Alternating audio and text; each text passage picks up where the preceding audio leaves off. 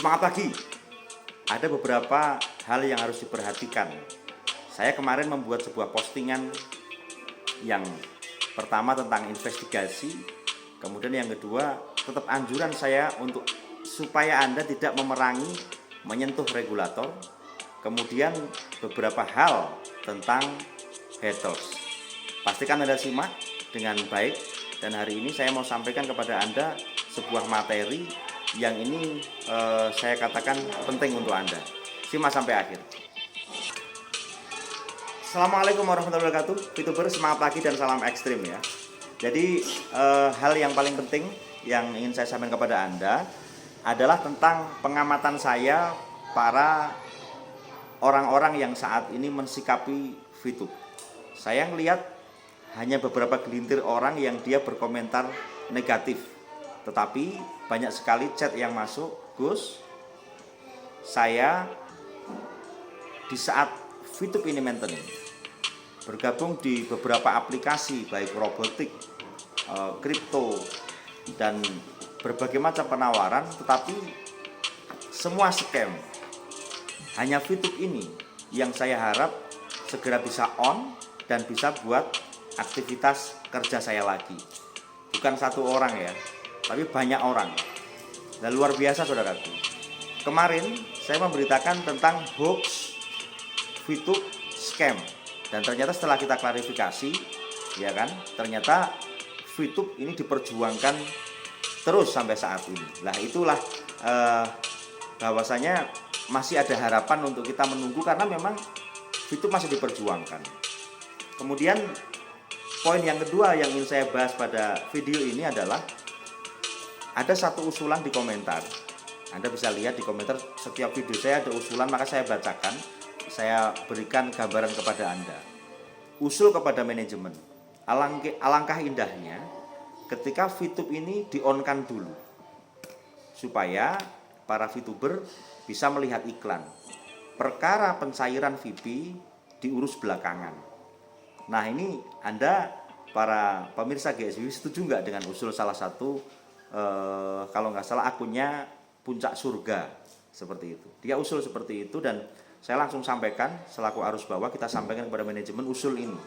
Jadi bagaimana ketika VTube di-on-kan dulu untuk melihat iklan, membuktikan kepada haters bahwa VTube tidak scam, tetapi untuk pencairan VIP-nya belakangan. Kalau memang ini yang masih diurusi adalah masalah investor. Itu poin yang kedua yang saya sampaikan. Satu, aplikasi yang lain banyak yang scam yang diikuti dan mereka mengharapkan kepada VTube. Yang kedua adalah banyak atau salah satu akun yang saya katakan tadi meminta bagaimana VTube kalau di-on-kan dulu, setelah itu baru VIP dicairkan belakangan. Anda setuju nggak? Usul yang kedua setuju nggak? Kalau setuju Anda bisa klik di komentar setuju seperti itu, biar manajemen mempertimbangkan. Kemudian poin yang ketiga saudaraku, di dalam pergerakan VTube sampai saat ini, bagi kami yang mengamati, memantau, baik melalui drop, kemudian di tim kreator yang ada koordinasi di situ, banyak tipikal orang yang memang loyalitas bertahan di VTube dengan caranya masing-masing. Tetapi juga ada yang sok pahlawan, ada loh yang seperti itu, yang dia menyalah-nyalahkan orang lain, tetapi dia sendiri melakukannya. Saya tidak sebut nama, tetapi hal semacam ini sok loyalitas gitu. Kita fair sajalah, dalam artian apa yang kita sampaikan kalau bisa memang berdasarkan data yang ada, atau kalau tidak motivasi secara pure kepada Anda semuanya, agar di masa menunggu ini kita tetap bisa belajar tentang kehidupan. Banyak sekali video saya yang diambil kemudian untuk memberikan motivasi justru bukan kepada perusahaan VTube, kepada perusahaan konvensional seperti itu. Karena apa? Yang saya bicarakan memang judulnya adalah VTube, tetapi saya juga banyak yang membahas tentang motivasi yang lain. Salah satunya adalah YouTube, mereka konsultasi bahkan berjam-jam telepon, ya kan seperti itu. Nah terus untuk haters kemarin mana ini nggak tahu apa-apa. Saya WA saya, kita sharing, nggak ada yang WA. Yang WA justru orang-orang yang positif. Berarti bullshit. Para akun-akun yang komentar kotor itu berarti dia memang nggak ada buktinya. Itu cuma paling anak kecil atau memang suruhan orang. Jadi kita para konten kreator keep kalem lah, nggak usah baper dengan komentar seperti itu. Kalau kamu mengganggu mentalmu, hapus. Kalau enggak ya jawab dengan indah. Toh dia nggak berani menghubungi Anda kok. Yang terakhir, poin keempat, ada tipikal orang, tipikal yang dianugerahkan Tuhan kepada kita, yaitu sifat melankolis, sifat koleris, sifat sanguin, dan sifat plekmatis. Kita semuanya memiliki 4 karakter ini masing-masing, semuanya punya. Tetapi dari 4 itu, ya kan, itu ada yang dominan di dalam diri Anda. Ini materi penting di motivasi. Yang pertama adalah melankolis. Melankolis kalau kita, ini melankolis banget nih, biasanya dia suka nangis dan seterusnya. Enggak, melankolis justru mereka sangat detail. Ibaratnya dia pada video detik sekian, saya melihat Gus berbicara ini, dia ingat sampai situnya, detail. Dan rata-rata orang melankolis, orang ini bisa menyimpulkan dengan suara yang berbeda tetapi intinya sama, melankolis. Yang kedua adalah yang dikatakan koleris. Koleris ini dia suka menyelesaikan pekerjaannya sendiri. Dia watak pimpinannya sangat kuat. Dia sangat kadang-kadang dia pemarah, ya kan, tegas begitu kan.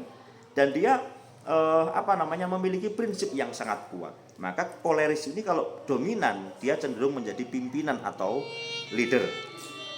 Kemudian yang ketiga adalah plekmatis. Plekmatis ini dia setia, ya kan. Tetapi mohon maaf, plekmatis ini powernya sangat kecil. Dia mau nongol di permukaan dia nggak berani. Bahkan bikin video tatap muka begini cemen, gitu kan. Ada yang seperti itu. Tetapi dia baper. Ibaratnya dia keluar masuk grup gitu-gitu kan. Ada yang tersinggung sedikit, dia lemah gitu kan. Tapi dia setia. Ada yang plekmatis semacam itu. Lah, kemudian yang terakhir itu adalah yang dikatakan